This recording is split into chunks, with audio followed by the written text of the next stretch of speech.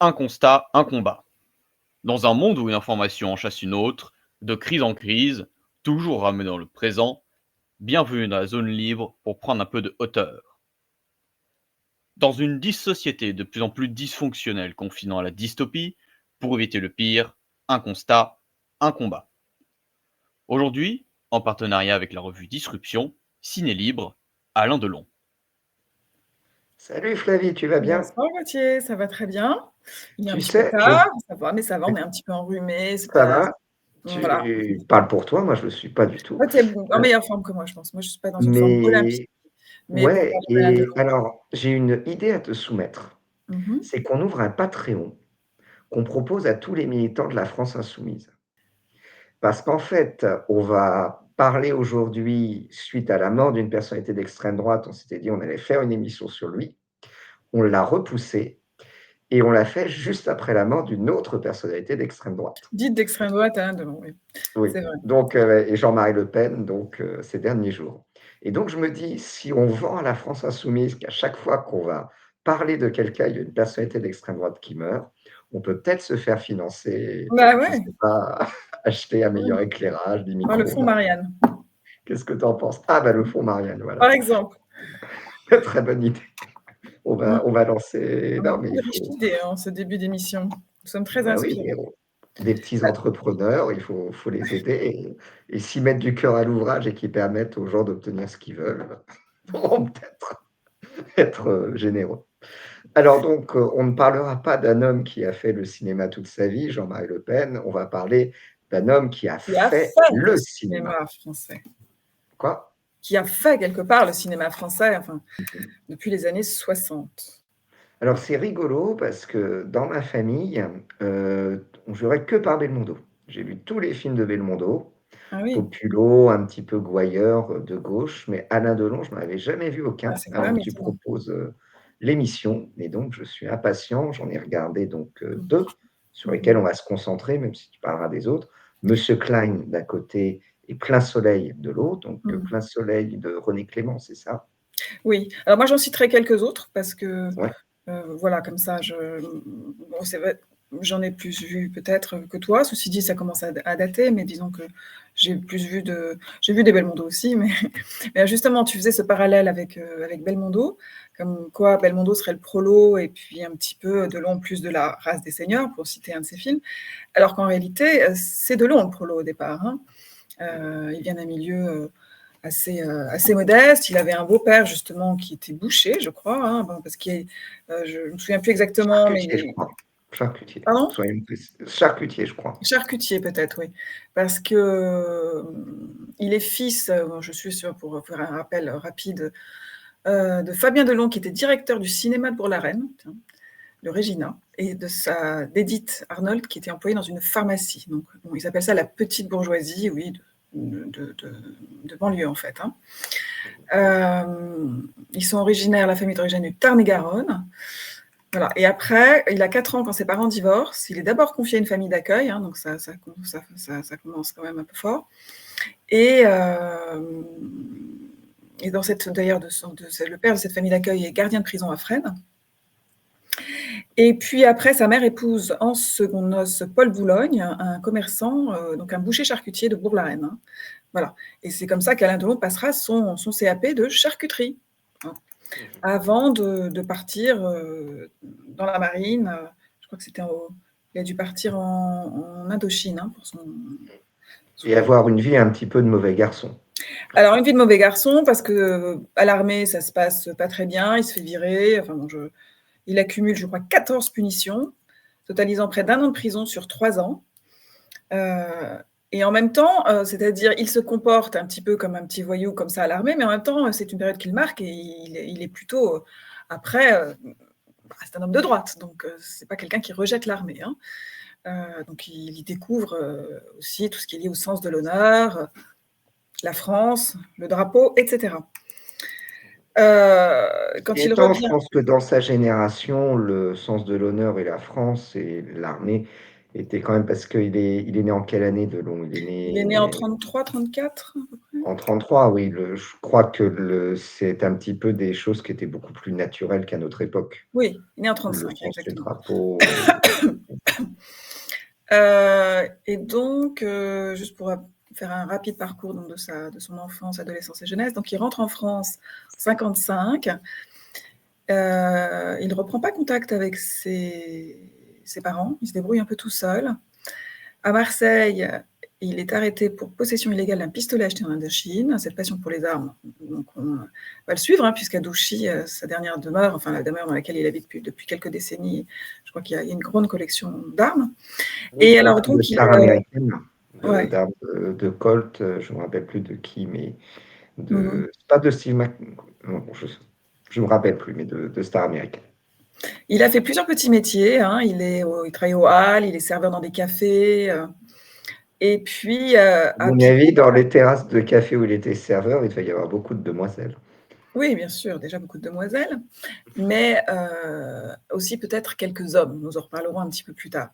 À Pigalle, à Montmartre, il côtoie le monde de la pègre, donc les voyous et les gigolos. Alors moi c'est vrai qu'il a déjà un physique, spectaculaire, donc je pense qu'il a pu se faire entretenir un petit peu par des femmes déjà très, très, très tôt et peut-être envisager le métier de Mac, enfin voilà, c'était un petit peu quand même, les débuts étaient un petit peu, alors que Belmondo, justement, on parlait tout à l'heure de Belmondo le prolétaire, Belmondo vient d'un milieu tout à fait bourgeois. Il est le fils d'un sculpteur très connu.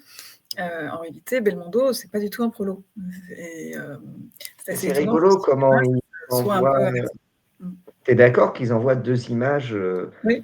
moi, c'est la première chose qui m'a frappé quand j'ai vu donc, Alain Delon jouer, c'est que, pour reprendre une phrase de Marie-France Garot, il est du marbre dont on fait les statues et à la différence de Chirac, il y a pas une deuxième partie de la phrase, quoi. Ouais, ouais, bien sûr, oui.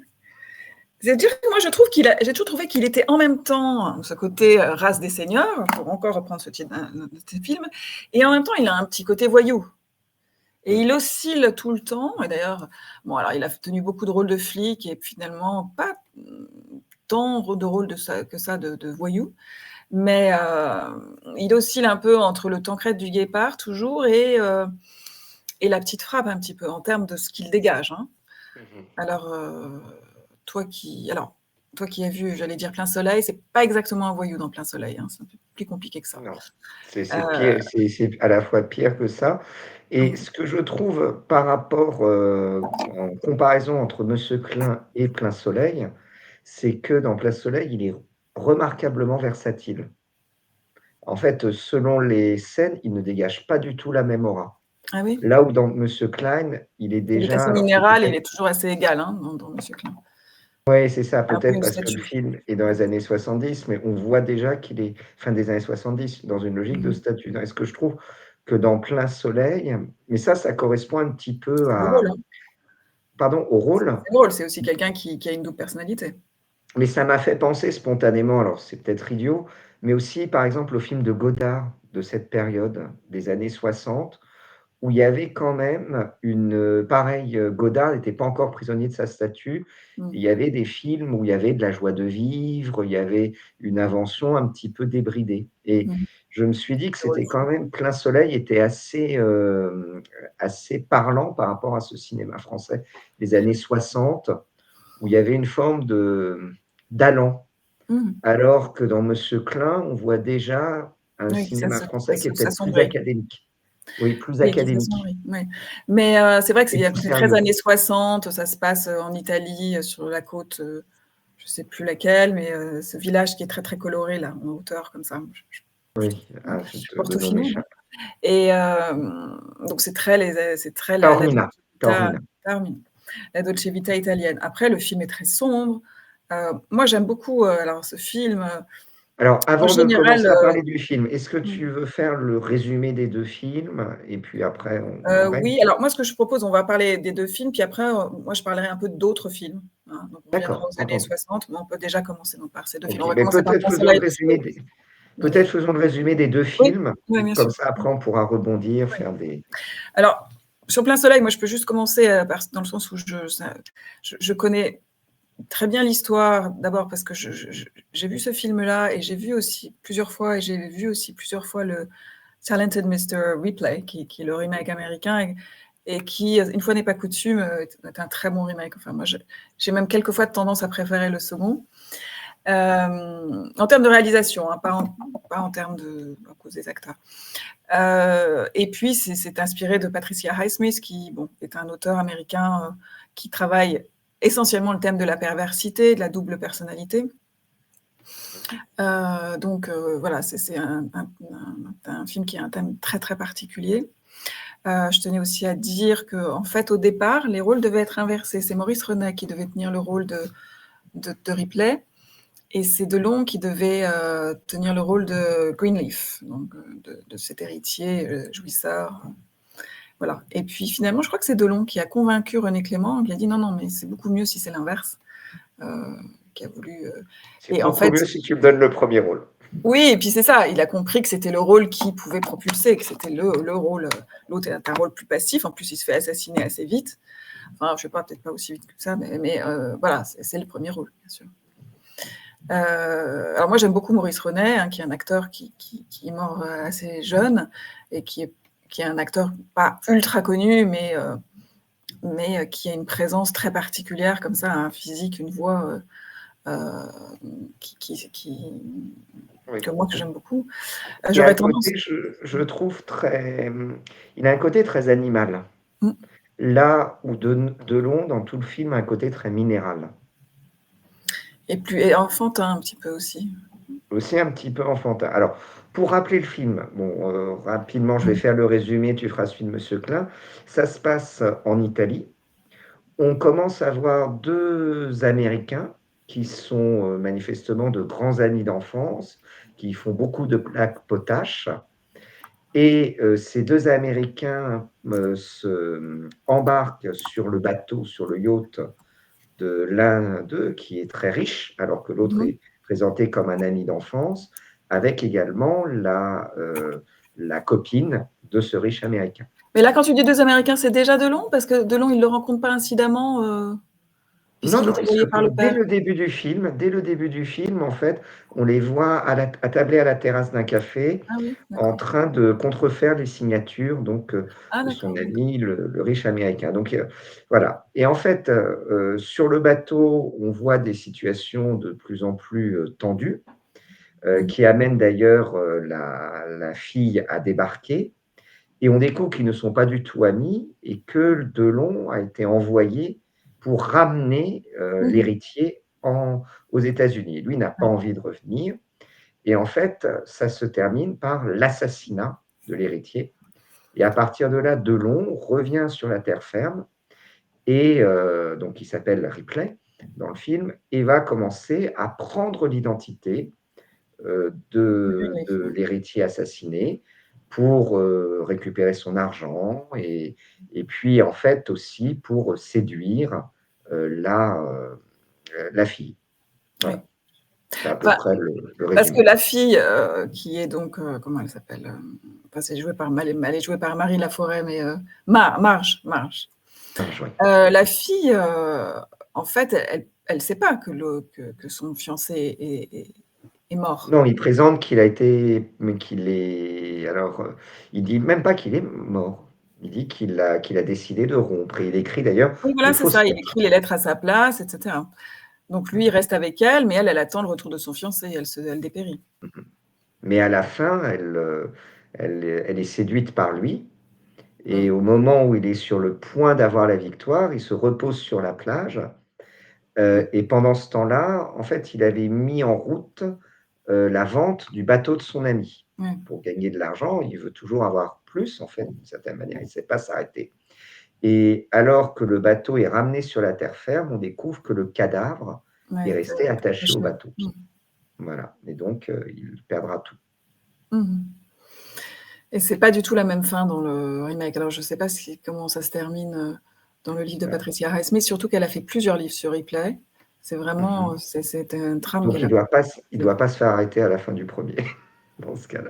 Non, non, oui, voilà. Et dans le film, non, dans l'autre, le remake, il y a beaucoup plus de rebondissements et il s'en sort en fait.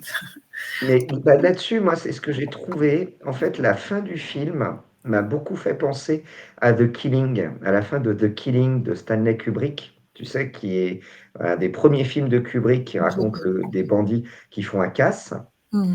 Et en fait, le bandit est sur le point de s'en sortir, de s'enfuir à Mmh. l'aéroport.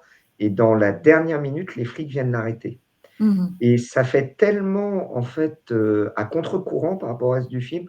Je me dis que c'est peut-être quand même les années 60 où il y a le besoin que le salaud ne Se paye. s'en sorte Mmh. pas. Mmh.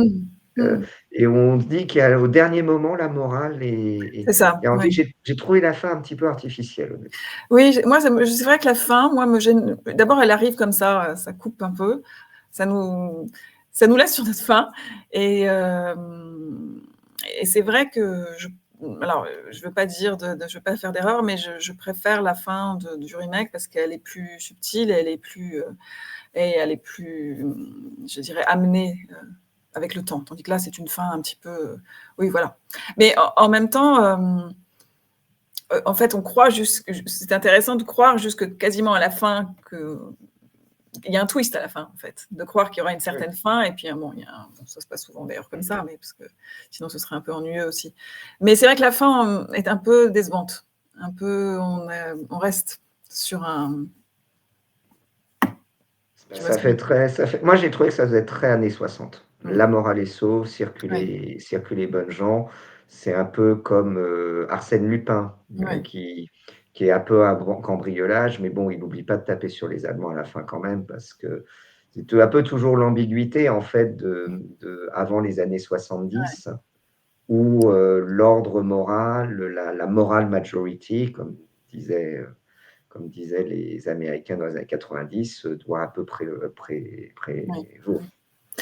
Mais de toute façon, l'intérêt du film, cette confrontation entre ces deux acteurs, hein, qui sont d'ailleurs qu'on retrouvera quelques années plus tard dans la piscine, où ils ont aussi un rapport de compétition qui se termine mal. Et Mmh. là, c'est assez marrant parce que dans la piscine, c'est Maurice Renet qui tue Alain Delon. Ah Et oui, on parle rarement d'ailleurs de ces deux films en miroir qui n'ont pas vraiment grand-chose à voir, mais c'est un rapport c'est-à-dire Maurice Renet. C'est toujours une question aussi d'humiliation. C'est-à-dire que là, Mr. Ripley, non, oui, c'est ça, c'est le titre du oui, film, non? Ripley, C'est Ripley, tout simplement. Ripley. Il y a ce rapport d'humiliation, c'est-à-dire Greenleaf comprend assez vite, hein, il est assez fin, il est assez malin que, que, que Ripley est dans une tentative, en tout cas, comment dire, de se couler dans le personnage de Greenleaf, de le copier. Il s'habille comme lui. À un certain moment, Oui, au tout début, d'ailleurs, il le prend très, très mal quand il mmh, le voit dans le miroir avec, ses ses habits, habits. et Mmh. c'est là où ça fait un couac parce qu'on sort d'une scène où ils ont joué un bon tour à une touriste française, Oui, où oui, c'est une vraiment complicité, et total, là, il y a en faisant semblant d'être aveugle, et là, ouais, brutalement, c'est comme s'il voyait à nouveau, qu'il voyait la réalité. ouais, Avec le jeu de miroir aussi, ouais. puisqu'on voit Alain Delon dans le miroir habillé, comme Greenleaf. Mmh. Mais donc il y a un mépris qui s'installe immédiatement chez Maurice Renet, et donc un rapport de force à ce niveau-là, à ce moment-là, en faveur de Maurice Renet, qui se renverse juste seulement au moment du meurtre, en fait. Et c'est la Avec façon. l'une des scènes, en fait, il y a une mise à mort quasiment Mmh. de Ripley, lorsque Maurice Renet s'amuse, en fait, à le laisser sur un canot, en plein soleil, comme le nom du Oui, oui. film, Mmh. pendant, des heures et des heures. Et alors, Ouais, je trouve qu'il y a quelque chose qui est très intéressant, alors déjà les couleurs. Moi, je trouve que ce saturé, hein. film, Mmh. Rouge, ouais, jaune, noir, oui. oui, dans la première partie du film, je trouve que les couleurs sont extraordinaires. Mmh. Alors que dans la deuxième partie, on est plus, bah, dans une forme de banalité. Mais il y a vraiment le premier tiers du film sur le bateau, avant le meurtre, qui, je trouve, est ultra intéressant d'un point de vue cinématographique, via les couleurs, mais aussi via l'usage de la musique. Parce que lorsque, le personnage de Delon est sur le bateau laissé à la dérive, enfin le canot laissé à la dérive, qui prend des coups de soleil absolument Mmh. atroces, il y a aucune musique. Mmh. Et globalement, dans toutes les scènes de tension, dans le premier tiers du film, il y a jamais de musique et Ouais, je me ouais. suis dit: Mmh. «C'est quand Très même» là professionnel. encore, on voit un cinéma des années 60 qui est peut-être plus subtil que le nôtre, Mmh. du point de vue de Ouais. Qu'est-ce que alors moi, c'est un film que je n'ai pas revu, hein. Je l'ai vu il y a longtemps, mmh mh. donc j'en ai, mais j'ai plus dans la tête l'autre. On n'est pas là pour parler de l'autre film, mais La tu veux dire? là, le remake. Ah d'accord.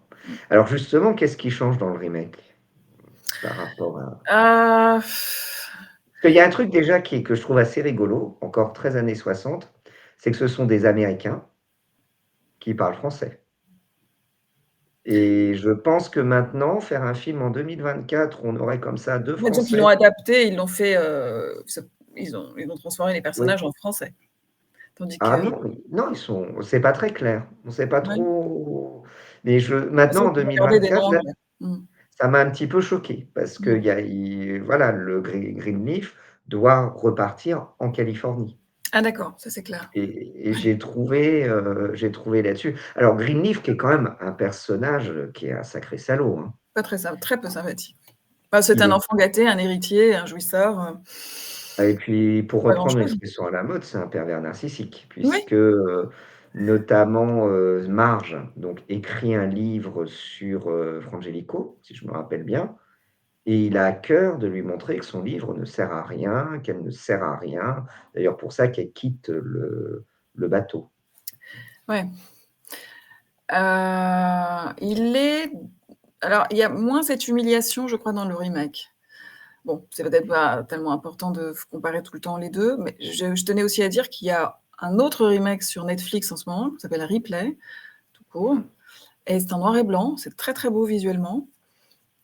C'est pas mal. Bon, ça se traîne comme tous les Netflix sur des épisodes, c'est un peu, mais c'est assez, envoûtant. C'est pas mal fait aussi. Il est très minéral le personnage, très, très minéral. C'est assez statique, c'est voulu comme ça. Mais bon, en tout cas, c'est une histoire de rapport de force entre hommes, de relations miroirs, de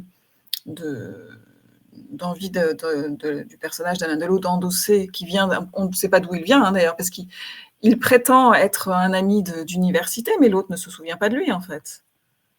À l'autre même sait qu'il n'est pas un ami d'université. D'accord, il le découvre. Il le s non, non, il le découvre pas.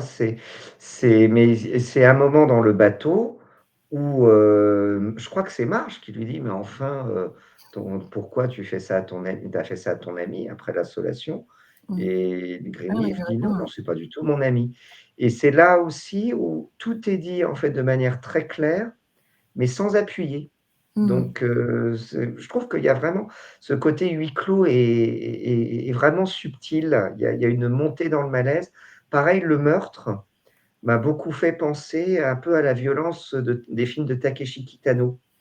C'est-à-dire, on ne s'y attend pas. On ne Mmh, ouais. s'y attend pas, c'est ultra brutal. Il dit juste, «Mais est-ce que tu serais capable de me tuer?» et l'autre, boum, le plante, d'un coup de couteau. C'est aussi assez impressionnant. Là où, par exemple, le meurtre, de l'ami américain, puisque quand il rentre sur la terre ferme, en fait, il y a un ami américain de Greenleaf qui se doute, qui se flaire le poteau rose Oui, oui, le fait, oui. et qui le confond.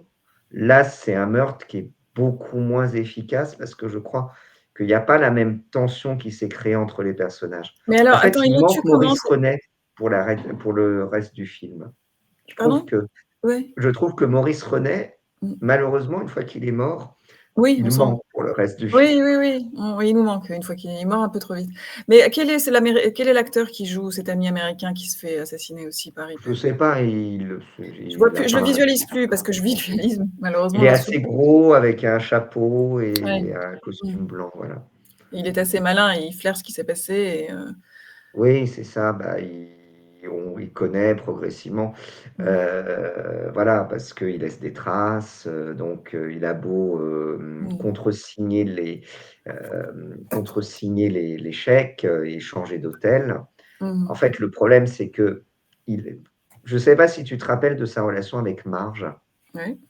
et en fait, j'ai du mal à voir s'il est vraiment dans une logique de séduction, s'il l'aime ou s'il est dans une logique d'appropriation, en fait, L'appropriation de l'objet de la personne dont il souhaite endosser la personnalité, hein, donc j'ai plus vu ça comme ça. parce que c'est vrai, alors ça, moi, je voulais avoir ton avis en tant que femme. Moi, ce qui m'a beaucoup choqué avec le personnage de Marge, c'est à quel point elle est réifiée. Oui. Je pense que de nos jours, j'imagine que dans le remake, Mmh. la femme a quand même un rôle, où elle a une forme Bah, d'intériorité oui, parce que parce que là, encore une fois, moi, j'ai un peu je suis pas très séduite par ce personnage de Marie Laforêt dans ce film-là. Je me souviens qu'elle me mettait mal à l'aise, donc je me souviens pas très bien. Est-ce qu'elle est plutôt maltraitée par Maurice René dans ce film? elle est humiliée. Ah oui? Elle est D'accord. humiliée. C'est même, enfin, para Mmh. paradoxalement, je trouve que ça disculpe un petit peu le personnage de Ripley. Oui. Parce qu'on se dit, on peut se demander, en fait, est-ce que c'est pas que c'est un amoureux transi et qu'il se venge, Moi, il j'ai se pas venge. souvenir qu'il est amoureux d'elle, hein. Pour moi, c'est un attachement transitif, c'est-à-dire, C'est pas très clair, en fait, au mmh, moment du meurtre et puis à mesure que le film se déploie, on voit que ce qui l'intéresse, c'est l'objet, c'est ouais, la performance en réalité de la ouais. Alors que dans le remake, heu, elle est beaucoup moins réifiée parce qu'il la traite pas aussi mal, hein. C'est une histoire d'amour, on montre quand même une histoire d'amour, mais elle est dépendante, mais lui, est quand même visiblement amoureux d'elle, même si, évidemment, il est assez dominant voilà. Mais non, c'est une relation beaucoup plus, équilibrée, et le personnage de Ripley joué par Matt Damon l'aime beaucoup comme ça de loin, mais en fait n'est pas intéressé par elle parce que l'homosexualité latente qu'il y a dans tous les livres de Patricia Highsmith d'ailleurs, parce qu'elle parle très, très souvent de rapports ambigus entre 2 hommes. Elle-même, je crois, était lesbienne. Heu, L'homosexualité latente est beaucoup plus forte dans le remake. Et d'ailleurs à peut-être aussi pour une la raison fin d'époque. le confirme totalement. Pardon? Peut-être pour une raison d'époque aussi. Oui, peut-être aussi, oui. Donc si tu veux, il s'intéresse pas à elle parce que, on montre clairement que bon, on le voit jamais être intéressé réellement par les femmes. Il y a aussi un autre personnage féminin joué par Cate Blanchett bon voilà, donc l'homosexualité est voilà, même très Mmh. subtilement au début, mais amenée progressivement au cours du film. Alors que dans Le Plein Soleil, c'est pas clair là-dessus, Mmh. ça reste beaucoup en arrière-plan, comme quelque chose qu'on en reçoit sans que ça nous soit dit, en fait.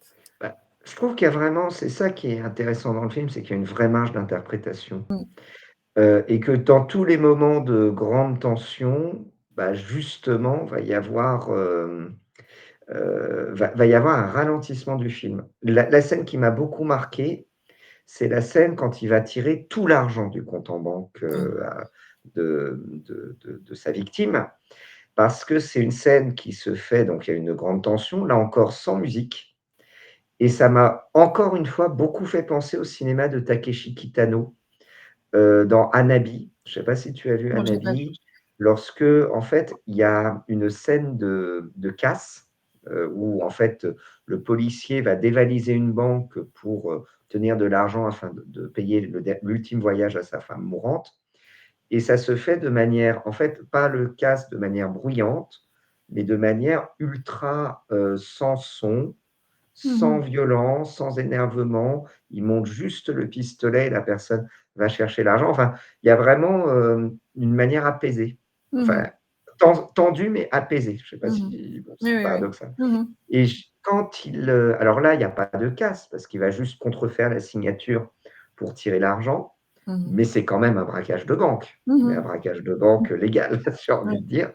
Et j'ai vraiment trouvé les 2 scènes je suis quasiment certain que Kitano a vu Plein Soleil et qu'il a pensé à cette scène parce que la manière dont c'est filmé, le calme, le tout ça et Voilà, j'ai trouvé qu'il y avait un côté très contemplatif dans Plein soleil, aussi quand on voit tout le travail qu'il fait, dans la chambre d'hôtel pour faire Mmh. les signatures, ça prend longtemps et aussi moi ce que j'ai beaucoup aimé, c'est comment il y a un petit élément qui est introduit, qui est comme un zoom. Par exemple, le début du film où ils sont en train de faire les signatures sur la table et on se dit: «Qu'est-ce que c'est?» Et ce petit élément, ce détail insignifiant va après revenir en crescendo tout au long du film Mmh. et ça, je trouve qu'il y a, c'est, ça fait une belle métaphore par rapport à Plein soleil. Cette idée de on met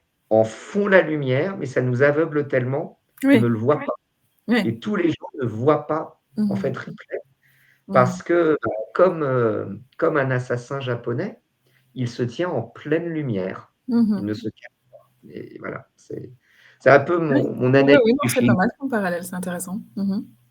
Voilà.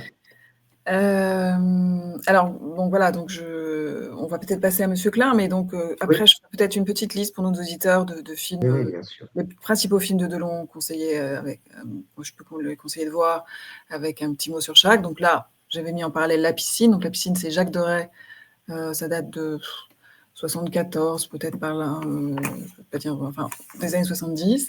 C'est le retour, du couple, Romy Schneider, Alain Delon. Le film a été très marketé sur leur retrouvailles. Et donc, c'est aussi le retour du couple Maurice René, Alain Delon, avec alors là, il n'y a pas comment dire, de vampirisation, hein, d'une personnage sur l'autre, mais en tout cas, il y a une compétition entre les deux personnes, surtout qu'il y en a un qui est l'ex de Romy Schneider et Alain Delon est l'actuel compagnon. Et en plus, il y a aussi en parallèle une question de réussite sociale. Alain Delon vit un peu au crochet de Romy Schneider et Maurice René se venge sur cette question-là, de sa jalousie. Et ça se termine par le fait qu'il le noie dans une piscine. Donc c'est une revanche de Maurice René sur Et Alain Delon dans ils ce ont film. fait la belle ou pas? Non, il n'y a pas eu La Belle. C'est pas un Ah, grand film, La Piscine, mais c'est un film très très populaire parce que c'est un film de star. Il y avait aussi Jane Birkin.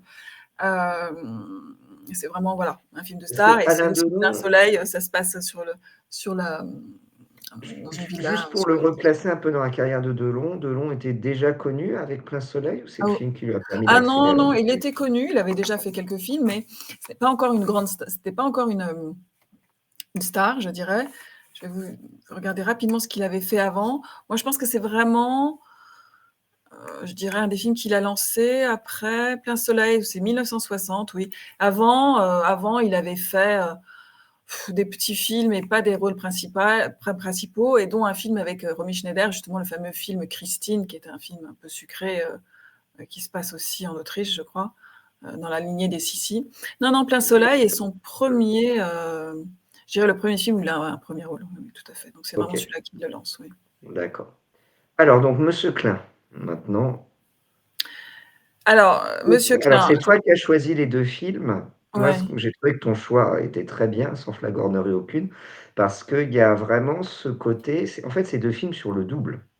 oui. Mmh. Mmh. C'est vrai. Sur la question du double. Le C'est double maléfique avec, des écrans, pardon, pas des écrans, des miroirs. Dans les 2 films, le miroir est très important. alors, sachant que dans Monsieur Klein, le double, on le voit jamais et que c'est plutôt une réflexion sur l'identité. Il y a pas de vampirisation, d'un personnage par un autre puisque, ça c'est Je suis pas forcément d'accord. alors si, On en va fait, se non, on non, va non, se non, mais tu as fighter. raison, je dis quelque chose de faux. En fait, si, il y a vampirisation complète de ce mu de Alain du Mmh. personnage d'Alain Delon par ce double, mais invisible. Oui. C'est ça qui est Ouais. assez, et C'est quasiment Monsieur Klein, bon, on va continuer. Moi, Monsieur Klein, je me rappelle, j'avais commencé à le regarder une première fois, j'avais pas regardé les 30 dernières minutes, il y a longtemps. Honnêtement, moi, je vois ça comme un film fantastique. oui, oui, c'est un film fantastique, onirique, très minéral, une sorte de fable, parce que Oui, c'est en même temps un film sur la question juive qui se passe sous l'occupation, mais je dirais, moi, de temps en temps, que cette question, la question de la judéité est un prétexte à un film sur l'identité, parce que finalement, c'est l'histoire d'un homme qui s'appelle Monsieur Klein, qui a un nom donc ambigu, mais qui n'est pas juif, et qui reçoit, et qui est un marchand d'art, qui vit en célibataire. Il a une maîtresse, il vit assez luxueusement, hein. Il collectionne les œuvres d'art et il Il a les des vend. maîtresses d'ailleurs, des Oui, il y en maîtresses. a une qu'on voit surtout, mais oui, il y en a d'autres, oui, en Puis il y a effet. l'autre, il y a la femme de son meilleur ami qui Voilà, c'est est ça, c'est vrai. Donc il a une vie très libre. Et un jour, il reçoit, il reçoit comment ça s'appelle, un des magazine qui s'appelle informations juives. Information juive, et il ne comprend pas pourquoi, et justement je crois qu'il va au commissariat pour se demander pourquoi je reçois ça. Je ne suis pas juif, et plus il essaye de prouver qu'il ne l'est pas, plus il s'enfonce, comme quand on essaie de sortir d'un marécage. Il s'enfonce, il est surveillé par la police, la milice, il est soupçonné de plus en plus. Il va voir son père à Strasbourg, qui lui dit qu'ils sont français et catholiques, mais qu'il y a peut-être une branche hollandaise un peu mystérieuse sur laquelle il y aurait peut-être éventuellement une branche juive, mais dont tout ça reste très très très flou. Et puis après, on le retrouve là dans une famille, dans un château à un moment donné, avec. Oui, c'est avant qu'il aille voir son père, en fait, Ah c'est oui, c'est ça. il reçoit une invitation pour ce monsieur Klein dans Mhm. ce château, et où il doit prendre le train, et rencontre la maîtresse de monsieur Klein aussi, qui est la Oui, châtelaine. oui. Et il le voit d'ailleurs, puisque à un moment, il regarde par la fenêtre et il voit la châtelaine s'approcher d'un homme dans Ah oui, une oui, c'est vrai qu'il est à route, moto. voilà, dans Mm. une route, et c'est censé être monsieur Klein. Voilà. Donc, et c'est un château, la scène du château est très irréelle. Alors, pour terminer, avant de continuer sur le film, donc ça se termine qu'il finit par être raflé. Mhm. En réalité, il est totalement inconscient du danger. Une Et rafle qui ressemble un peu à la rafle du Veldiv, tout en n'étant à pas la la rafle rafle du du Veldiv, mais Veldiv. qui l'évoque, ouais. Et alors que les documents arrivent qui prouvent son Mm. innocence, Enfin, eh bien, innocence, c'est pas le mot, mais sa non-judéité, en tout cas. oui, sa non-judéité. Ah, ouh là là, on va se faire striker. Oh là. Et donc, son innocence, un Alsacien n'est jamais totalement innocent, il faut bien le reconnaître. Et donc, ce qui va se passer, c'est qu'il il pense voir monsieur Klein, puisqu'on appelle son nom, et il s'engouffre dans un tunnel qui va l'amener directement dans un des wagons à bestiaux qui le Mm. conduiront à une mort certaine. Oui. Et en Et fait, alors, ouais. oui, pardon. Mm. Non, non, juste, mais là, en fait, c'est pas quelque chose. C'est la scène du début, c'est l'acteur, ce fameux acteur de second rôle, parce qu'à l'époque, il y avait beaucoup d'acteurs de second rôle incroyables. Donc Jean Bouise, Mhm. mais il y a beaucoup, par exemple, dans ce film, il y a plein de second rôles, Michael Lanzla, Louis Seigné, Roland Bertin, Michel Aumont, tout ça, c'est des grands second rôles, comme il y avait à l'époque. Bon, et Michael Jean Bouise, Lonsdale, c'est celui qui joue l'ami, si je me rappelle oui, bien. c'est ça. Ouais. L'ami. Et Jean Bouise est un juif qui, je pense, qui s'apprête à partir, et qui veut vendre un portrait d'un peintre hollandais.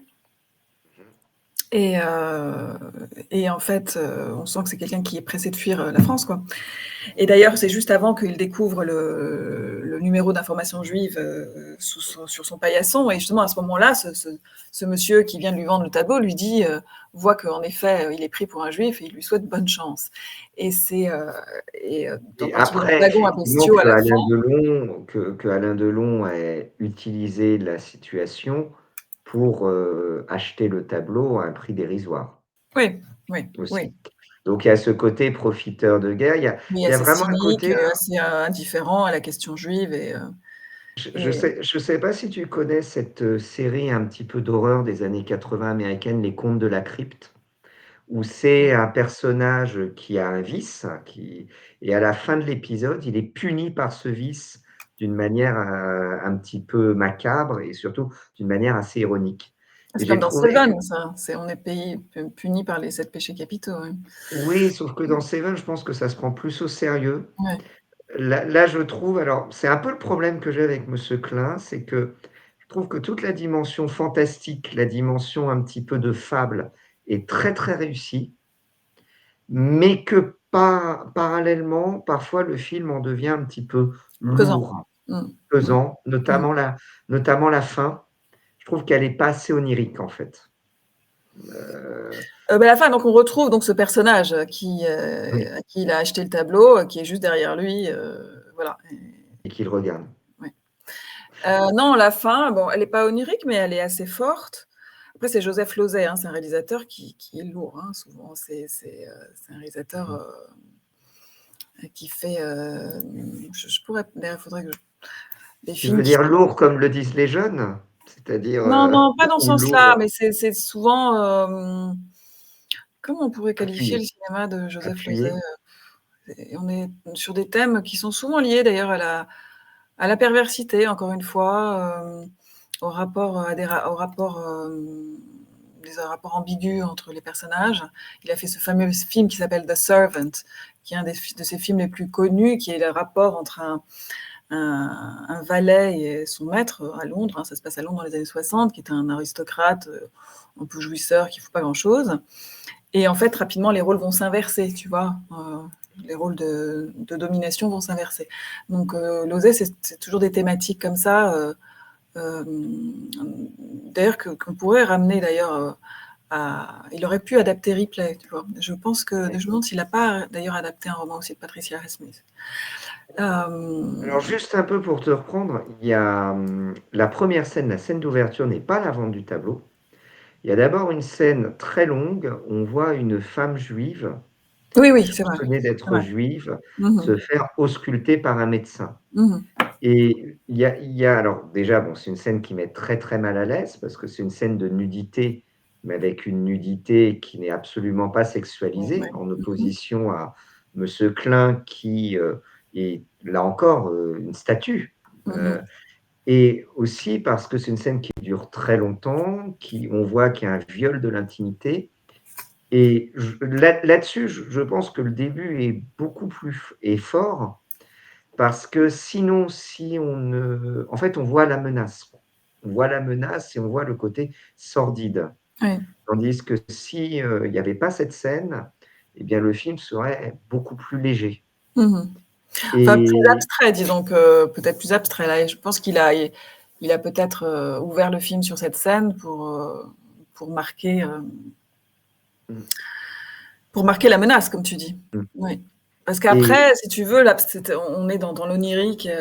Après, la question juive reste beaucoup plus abstraite dans le reste du film. oui. Et d'ailleurs, il y a une autre scène qui pourrait être macabre, la scène de la morgue, puisque à un moment, il y a un attentat qui a lieu et cet attentat est accrédité au réseau de résistance de Monsieur Klein, enfin Mmh. du double, en réalité et donc Alain Delon va à la morgue et là, on ne voit pas le cadavre et on voit juste le gardien de la morgue qui lui dit: «Si j'étais plus jeune, j'aurais fait comme lui». Donc il y a d'un côté le sordide en fait, de la victime Mmh. et le héros qui lui est complètement éthéré. J'ai trouvé ça assez intéressant de Qu'est-ce parler qu'il veut dire quand il dit: «J'aurais fait comme lui»? bah, le gardien de la mort, que j'aurais fait un attentat contre les Ah! Allemands, que je Oui, oui, me d'accord. OK. donc en fait, d'une certaine manière, Monsieur Klein parce que c'est ça qui est pas très clair. Est-ce qu'il est mort au moment de cet attentat? Est-ce qu'il a été arrêté Oui, avant? Bref, ça, on reste sur tout l'ambiguïté, hein. on sait pas, il est évanescent, mais dans son évanescence, il est toujours héroïque. Oui, puis il est toujours là, c'est-à-dire qu'en fait, il lui échappe sans arrêt. À chaque moment du film, on pense qu'en fait, on va finir par le trouver. Quand il visite son appartement, tu sais, toutes ces scènes avec la concierge, Mmh. on est sans arrêt, tu sais, c'est comme dans Qui souvent est d'ailleurs amoureuse, c'est assez rigolo parce que oui, qui est amoureuse, la oui, mais concierge apparaît mmh, comme une concierge acariâtre insupportable mmh. et en réalité, elle est l'amante de Monsieur Klein et elle le laissait rentrer dans cet appartement. Donc les Ouais, personnages, sont toujours en fait, un peu comme le méchant de Batman, Two-Face. Ils sont, rien n'est jamais comme, figé. Mais comme ça l'autre. te fait pas penser un peu au cauchemar qu'on peut faire où on est quand on c'est toujours un peu les mêmes dynamiques que les cauchemars où on court toujours après quelque chose ou quelqu'un qu'on n'arrive jamais à trouver ou quelqu'un qu'on doit retrouver. Tu cherches ton fils, je sais pas, ton mari et tu n'arrives Oui. jamais à le trouver. On fait souvent enfin moi je fais souvent ce genre de Oui. cauchemar, je sais pas comment on peut Ah mais l'interpréter c'est et ça, il y a vraiment intéressant le cauchemar, ce film. un côté, cauchemar éveillé, Mmh. au co moi par exemple, la première fois où j'ai vu la scène dans le château, il y a vraiment alors pour moi, c'est une scène qui n'existe pas. La première fois où je l'ai vue. Qui Parce n'existe qu'elle pas, est tellement surréaliste, il mmh, arrive, il y a une fête, les gens disent: «Ah, nous vous attendons», alors qu'ils ne le connaissent pas et cetera. Moi, mmh, pour moi, c'est une scène qui est de l'ordre, tu sais, on parle souvent des narrateurs, qui mmh, sont, je me rappelle plus le mot français, non reliable. Un mmh, peu comme par exemple le Joker dans le film mmh, de Todd Phillips, dont on ne sait jamais ce qui est vrai et faux. Bah, mmh. là, cette scène, on se dit, elle n'existe pas. C'est dans son imagination. C'est comme s'il rentrait dans une sorte de délire où il reconfigurait la réalité par rapport à sa quête. Mais d'ailleurs, quel est le personnage qui est joué par Jeanne Moreau? Elle est la maîtresse a priori de Robert Klein, c'est ça? Mais elle Je crois que accueille c'est ce ça. 2e Robert Klein de quelle façon? D'un coup, j'ai un doute. Alors elle l'accueille, bah, elle va le voir, dans sa chambre, Oui, déjà, elle essaye de le séduire, plus ou moins. elle essaye de le séduire, mais il y a l'autre qui arrive. C'est un petit peu comme s'il était toujours en quête de la meilleure version de lui-même Mmh. et que, tout le monde lui montre: «Ah oui, mais il est mieux. Il est mieux que toi» et que d'une certaine manière, le sacrifice final de mourir, Mmh mh. c'est C'est pour essayer d'être d'être à la hauteur. essayer alors c'est pas très clair parce que dans le bus, où il est donc arrêté avec les autres juifs, il dit: «Mais moi, ça me concerne pas. Moi, je ne suis pas juif». Parce qu'au dernier moment, on a Mmh. l'impression que ça le Oui, mais il concerne se pas. débat, mais tout en se mettant dans la gueule du loup, donc Oui, il y a vraiment il y a une dimension suicidaire du ouais. personnage.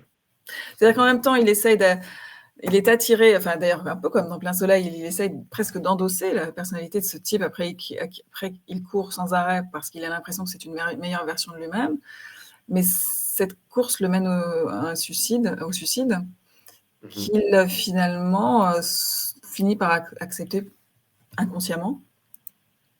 Oui, bah, en fait, Plein soleil, ça parle d'un meurtre et Monsieur Klein d'un suicide. Ouais. De manière un peu crue, Oui.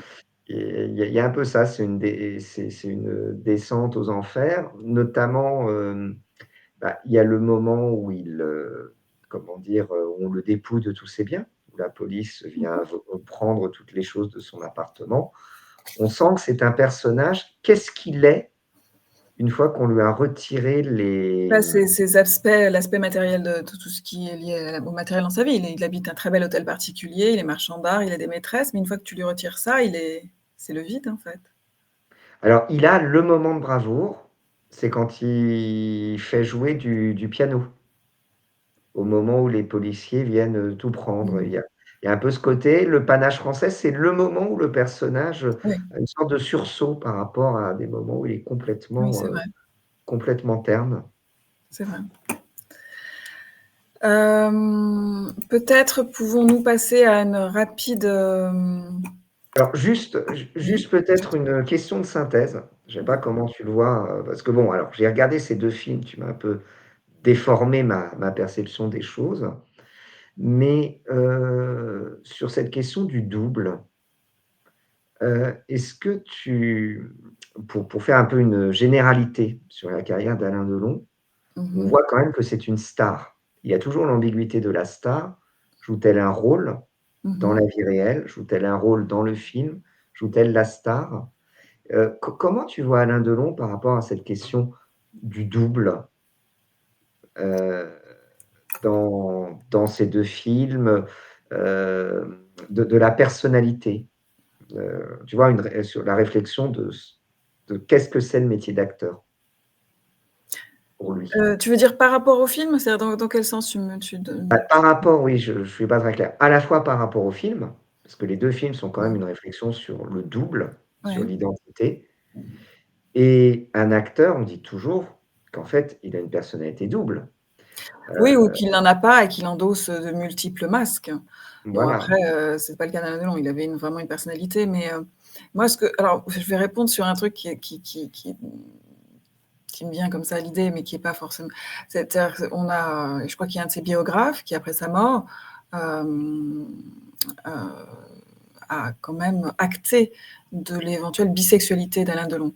Alors ce qui est quand même quelque chose d'assez, hem, comme il est un parangon d'érotisme masculin et de masculinité, mais en fait, donc a priori, il aurait une liaison assez longue avec un homme et puis, sans doute, à un certain moment de sa vie, en tout cas, heu, eu une vie, je dirais bisexuelle. Il y a beaucoup de doutes aussi sur sa relation avec Luchino Visconti, par exemple, bon. Et c'est assez intéressant qu'il soit en même temps un parangon de séduction masculine et qu'il ait en même temps une ambiguïté, parce qu'il a quelque chose aussi d'assez, il peut avoir Bah, quelque chose d'un peu féminin dans le visage quelquefois. oui. Il a des Dans longs Plein soleil, cils, c'est très clair et justement, je trouve que dans Monsieur Klein, c'est totalement absent mmh, et que c'est peut-être, en fait, une indication à quel point le personnage est vide, en fait, et mmh juste un rôle social. mmh. Je trouve que alors c'est peut-être aussi parce qu'il est plus jeune, mais que Alain Delon dans Plein soleil ressemble peut-être plus à cette dualité, quoi. Il y a une dualité, heu, assez fascinante, quoi, Bah, moi, oui, de j'irais là-dessus, c'est-à-dire vraiment c'est ce mélange de hyper virilité et oui, et d'ambiguïté, et surtout d'autant plus que maintenant on le sait, c'est-à-dire que c'était assez tabou, hein, ça a toujours été assez tabou. Il y avait des vagues rumeurs, en effet, par rapport à Visconti et tout ça, mais là, a priori, je crois qu'il s'est même confié donc à ce biographe, bon, a priori, c'est acté, donc c'est assez, c'est assez intéressant parce que c'est vraiment une partie de sa personnalité bah, qui nous donne, enfin, qui nous ouvre une fenêtre totalement nouvelle, mmh puisque, oui, on l'a toujours vu une comme un grand interprétation. séducteur de femmes uniquement. Et alors, par rapport aux autres films, que tu évoquais de lui, est-ce que cette question de la dualité est présente, vraiment dans Mmh, beaucoup de ses rôles ou c'est non, non, parce oui, qu'après, dans les années, 70-80, il a joué beaucoup de rôles de flics, de type très viril, heu, ou de type qui sont en tout cas qui essaient de sauver leur peau. Donc, non, je dirais pas qu'il a joué beaucoup de rôles ambigus en fait, à part, Plein soleil et qu'est-ce qu'on pourrait, Plein soleil, je vois pas tellement d'autres rôles ambigus, non. Je réfléchis, mais alors juste après Plein soleil, il a fait un film qui s'appelle Rocco et ses frères, qui est le premier film qu'il a fait avec, Visconti, dans lequel il joue un petit peu un personnage. C'est l'histoire d'une famille, du sud, pauvre du sud de l'Italie qui émigre à Milan et ils sont les garçons, c'est 3 garçons et même 4 garçons d'ailleurs, et ils sont boxeurs et bon, c'était une histoire assez tragique, puisque, il y a un des garçons qui est très, très violent et qui finit par violer sa petite amie et je crois, enfin, j'ai plus les détails de l'histoire, mais il y a une histoire de meurtre aussi, je crois. Et Rocco, plus il essaye de sauver sa famille et sauver son frère, plus la famille s'enfonce, en fait. Donc c'est une sorte d'ange, comment on pourrait dire, d'ange de la mort ou en tout cas, il y a un petit côté Once Upon a Time in America. oui, et puis, hem, je dirais, je crois qu'il y avait un parallèle qui avait été fait aussi, avec L'Idiot de Dostoïevski sur l'histoire de ce prince Mychkine qui essaye de faire le bien autour de lui, mais qui finalement ne sème que le désastre en voulant essayer de faire le bien. Je me Comme demande les si Américains lorsqu'ils font leur politique étrangère. donc non, c'est un très, très beau film Et là, il aurait éventuellement un rôle un petit peu, pas féminin, un peu pas ambigu, mais en tout cas, puisqu'il est d'un rôle d'une personnalité hypersensible, qu'on retrouvera moins après. Il sera plus minéral par la suite, plus comme ça, plus dans la réserve. Ensuite, il y a je voudrais citer les films qu'il a pu faire avec Antonioni, dont L'Éclipse, hein, qui sont des films extrêmement visuels, extrêmement graphiques. Ça, L'Éclipse, c'est un film avec Monica Vitti. Bon, je ne vais pas à chaque fois faire un résumé des films, mais ce sont des très très beaux films, très très visuels. Donc ça, j'invite les auditeurs à jeter un coup d'œil à ce film-là. Ensuite, nous avons Le Guépard, le fameux Guépard. Alors ça, c'est le film, d'ailleurs, Netflix nous prépare un remake aussi de celui-là. Pourquoi ça sert? Ça sert à rien. Alors après, j'ai vu les premières images de ce remake. Les images sont très très belles, hein. La photographie est très belle. C'est vrai que la photographie du film de Visconti, autant Visconti, c'est vraiment incontournable esthétiquement, mais a un petit peu vieilli. En revanche, bon, les acteurs, c'est pas ça, quoi. Et donc, celui qui joue le rôle d'Alain Delon, bon, bref, on ne va pas rentrer sur les gestes. La régie nous dit que ça sert à refaire de l'argent. Oui, oui, sans doute. Je ne suis pas sûr, vu les. Et pourtant, c'est pas forcément une thématique qui va passionner c'est la fin de l'aristocratie, la montée de la bourgeoisie, le risorgimento.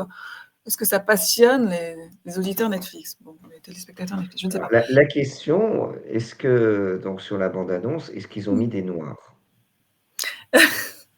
A priori, non, je crois pas que je l'ai vu. Ça. J'en ai pas vu, là, mais bon, c'est une bande-annonce assez courte. Mais bon, pour revenir au film de Visconti, donc là, c'est Le Guépard, c'est le fameux livre de Tommaso di Lampedusa sur le Guépard. Ce n'est pas Alain Delon dans ce film, c'est le personnage incarné par Burt Lancaster, c'est le prince Salina, qui est un prince de l'aristocratie sicilienne, qui est un peu en perdition, et lui est en train de vieillir. Et il marie son neveu, parce qu'il a beaucoup d'enfants, mais il est surtout proche du neveu, qui est le plus vivant, ses enfants sont un peu fin de race, entre guillemets, et son neveu, qui est incarné donc par Alain Delon, qui s'appelle Tancredi, est un peu son préféré, et il va se fiancer avec la fille du maire. Alors, le maire, c'est un plouc total, mais qui est riche, qui s'est beaucoup enrichi, et la fille du maire, c'est un personnage Angelica, incarné par Claudia Cardinal, qui est très belle, et donc c'est un mariage et d'intérêt et d'attirance. Donc tout va bien. Et il y a cette description de cette aristocratie finissante et de cette montée de la bourgeoisie sur fond de risorgimento et de la réunification italienne et Garibaldi, etc., etc. Donc c'est un des très grands films de Visconti et d'Alain Delon. C'est aussi un des films qui marque sa carrière et dans lequel il est là avec comment on appelle ça, il a un œil abîmé, donc je ne trouve pas le nom. Un bandeau. Un bandeau, et il est magnifique dans ce film, ça c'est sûr. C'est des images qui ont marqué tous ceux qui ont vu le film. Après, il y a un film que je n'ai pas vu, qui est l'Insoumis. La régie dit comme Le Pen, il avait un bandeau, tout se recoupe. Oui, voilà, non mais bon, ça faisait meilleur effet sur Alain Delon. C'est pas difficile, remarque. Ouais. Il y a des films d'Alain Delon que je n'ai pas vus, que j'aimerais voir, comme L'Insoumis d'Alain Cavalier, qui a pour thème la guerre d'Algérie. Donc je ne peux pas en dire quoi que ce soit parce que je ne l'ai pas vu. Les Félins de René Clément, bon, je vais pas, là je les cite juste, c'est des films qui sont un petit peu connus, mais sur lesquels je vais quand même pas m'attarder. Ensuite, ça c'est toutes les années 60, donc je vais m'attarder, là pour le coup, je vais citer Le Samouraï de Jean-Pierre Melville. Il a fait plusieurs films avec Melville, dans lesquels il joue aussi des rôles très hiératiques. Le Samouraï, je l'ai vu il y a très longtemps, donc on se souvient jamais de l'histoire de ces films-là, que ce soit Le Samouraï ou Le Cercle Rouge. Mais c'est des films que je souhaiterais revoir parce que je suis incapable de parler des scénarios, mais c'est des films pareils, très graphiques, très très marquants visuellement. Et puis on termine. De toute façon, c'est toujours génial. Moi, ce que j'adore le plus, alors bon, c'est pas le film que je préfère de Melville, mais l'idée de prendre Belmondo pour jouer un curé de campagne dans Léon Morin, prêtre Ah oui, de non, mais non, Belleville. Léo Morin, prêtre, c'est Belmondo. Oui, c'est Belmondo, c'est pas Delon. Oui, Oui, c'est Belmondo oui, oui. et je trouve que c'est quand même une idée de casting absolument Ouais, ouais. géniale. Mmh. Parce qu'il y a j'imagine que dans le Cercle Rouge, le Samouraï, l'équivalent c'est, comment s'appelle ce film avec Belmondo où il joue un, le Doulos. Le Ouais. Doulos qui est aussi un super film de gangster, mais là, il est pas en contre-emploi. Tandis Mmh. qu'en prêtre, Belmondo dans Léo Morin, moi Oui, je ça, c'était du je contre-emploi. valide. Oui, tout à fait. Ouais. Alors, je termine rapidement les années 60 avec donc le fameux film que j'ai cité tout à l'heure, La piscine, de Jacques Deray, et puis en 69, Le clan des Siciliens d'Henri Verneuil. Je n'ai pas vu non plus. Moi, il y en a plein que j'ai pas vu. Clan des Siciliens, Ça nous c'est un fera une autre classique, je ne émission, on l'ai les pas vu. regardera et on Il faudra peut-être on peut faire une deuxième émission et parler de ces films, tous les films d'Henri Verneuil et les films de Melville. On pourrait peut-être faire une émission sur ces deux ouais. réalisateurs.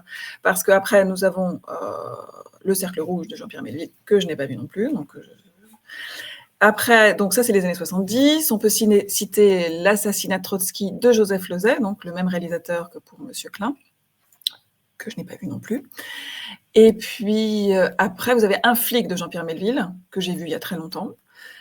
Et vous avez un film assez inconnu que j'ai beaucoup aimé, que j'ai revu il y a quelques années, qui s'appelle Le Professeur, La prima notte de Quiete, en italien, dans lequel il joue un professeur un petit peu dans une, je ne sais plus dans quelle ville d'Italie ça se passe, une ville d'Italie du Nord, et qui tombe amoureux de son élève, mais elle a 18 ans, hein, ce n'est pas une histoire sulfureuse. Et d'ailleurs, l'actrice est magnifique, elle s'appelle, on l'a peu vue, elle s'appelle comment ?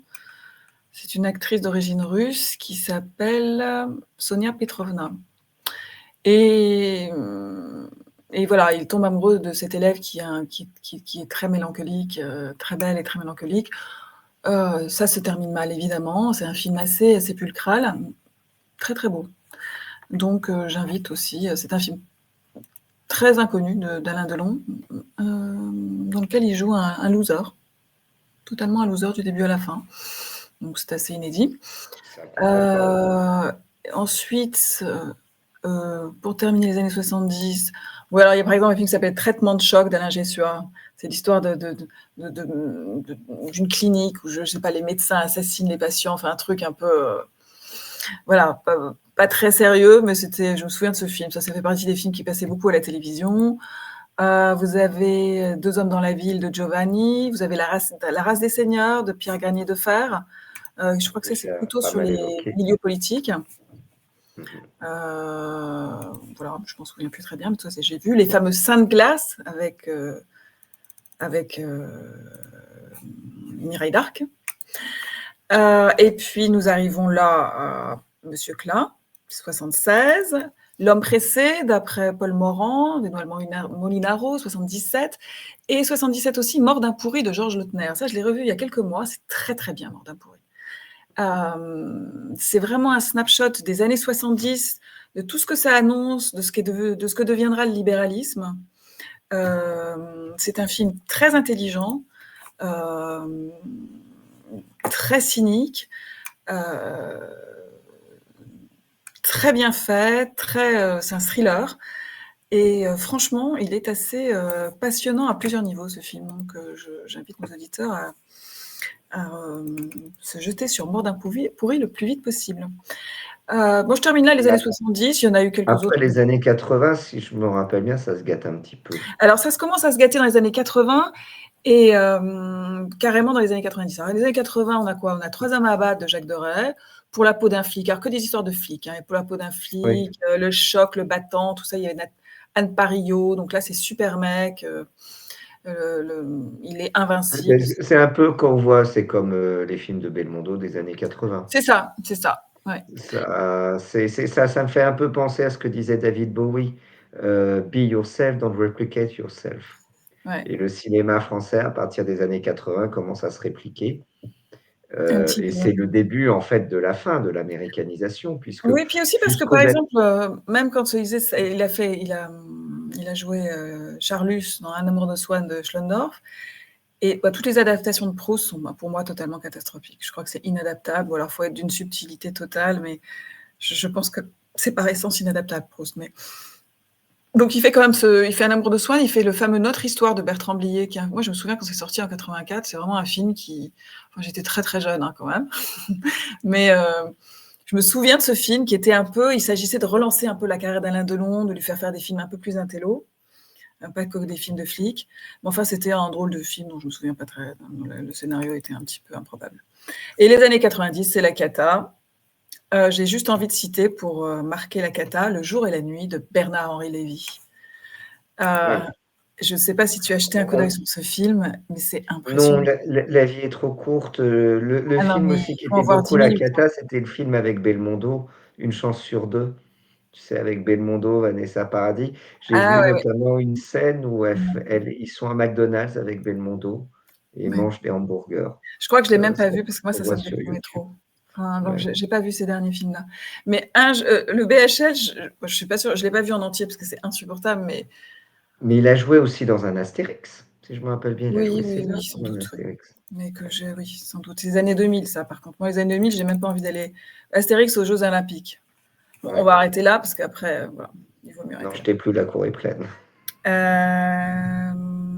Oui, voilà. Donc, non, moi, en fait, là, c'est marrant parce que je connais bien Alain Delon. Enfin, c'est vraiment, ça fait partie de mon histoire. Mais je me rends compte qu'il y a des films que je connais comme ça de réputation, mais que je n'ai pas forcément vus. Oui, bah ça, c'est de toute façon, c'est souvent le cas, notamment parce que, alors maintenant, on a de la chance parce qu'on a accès immédiatement aux films, mais Oui.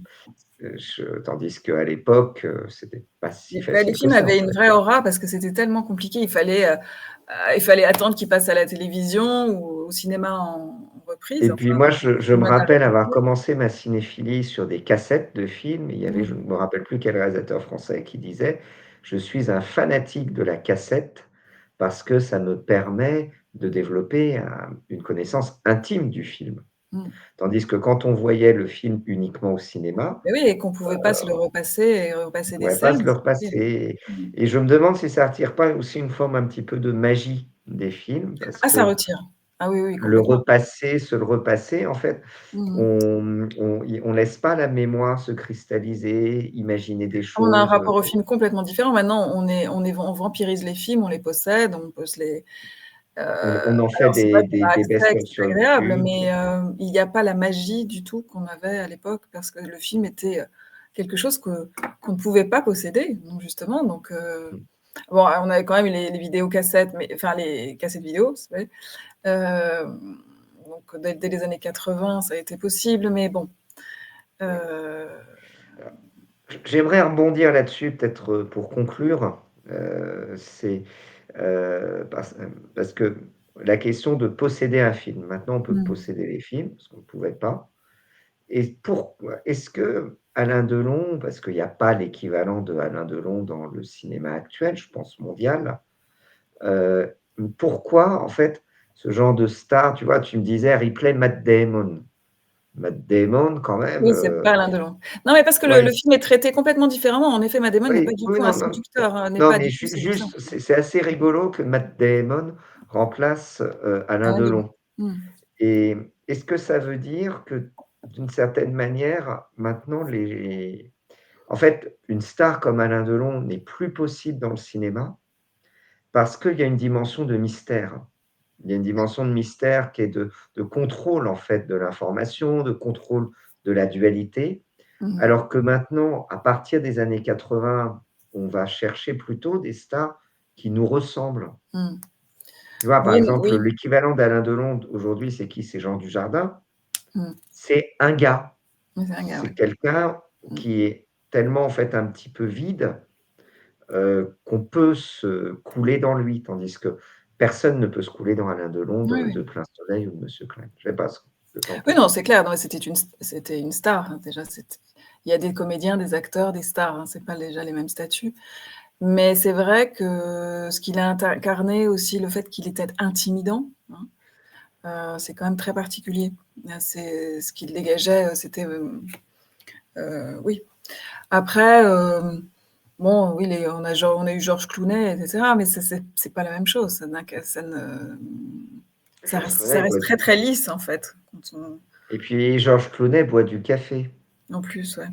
J'imagine mal Alain Delon boire un café dans les années 60-70. Mmh. J'imagine qu'il doit le faire dans les années 80, Mmh. mais ça collait pas, quoi. Mmh. Non, non, c'est un type d'acteur et un type de star, bon, qui correspond à une époque et qui correspond pas à la nôtre, ça c'est sûr, mais c'est vrai qu'il a dégagé quelque chose qui est très, très difficile à retrouver, oui. Il y a une banalisation aujourd'hui et il y a aussi, c'est vrai, une volonté, alors surtout sur Netflix, de prendre des acteurs qui sont, extrêmement, auxquels on peut s'identifier. Ça, c'est une autre démarche.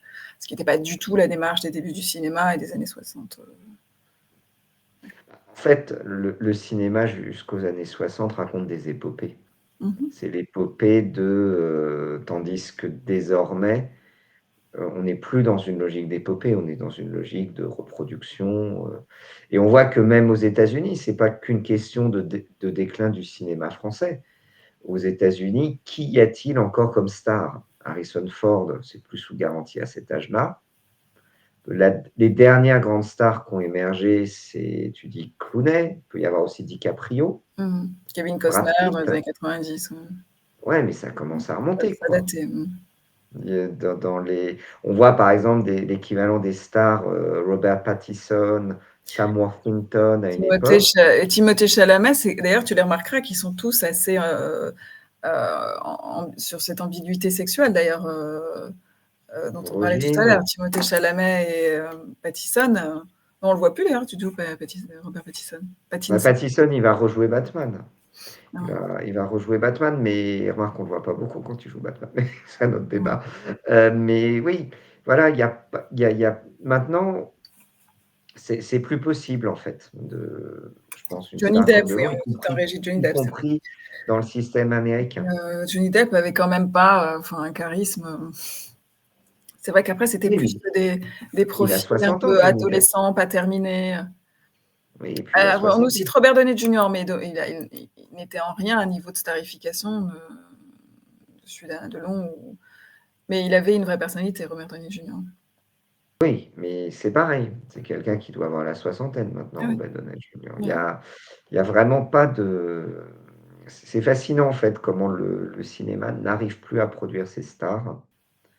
Je ne sais pas si c'est une Le question de volonté. cinéma ou l'époque ou oui, il y a plusieurs choses et peut-être que si on avait une star, si elle était là, elle serait peut-être pas sortie du lot parce que c'est pas ce qu'on cherche. Oui. Delon dérangerait beaucoup aujourd'hui, hein, surtout quand on a un discours, Bah, je crois qu'en fait, maintenant, il est de bon ton que l'acteur s'efface devant l'œuvre. soit très lisse. Mmh. Ouais, soit très lisse Voilà, et s'efface. surtout pas de droite. Dit la régie. Bon, je Bon. pense qu'on a passé une bonne heure et quart, donc Oui, écoute, mais ça a été un plaisir et puis donc c'est une émission qui en appelle d'autres donc Ciné Libre, parfois ça sera avec toi Flavie. Romain, pour ceux mmh qui avaient vu la première émission, reviendra aussi et l'idée, bah, c'est comme toujours dans la zone libre de mélanger les points de vue, de mélanger les générations et toujours d'avoir une passion, c'est celle du débat. Merci Gauthier, à bientôt. À bientôt, au revoir. Dans la société des dysphories contemporaines, il faut garder son esprit critique, soutenir la zone libre, s'abonner à ses réseaux et partager. Dans la société des crises, en dissolution, être dans la zone libre, c'est passer du constat au combat.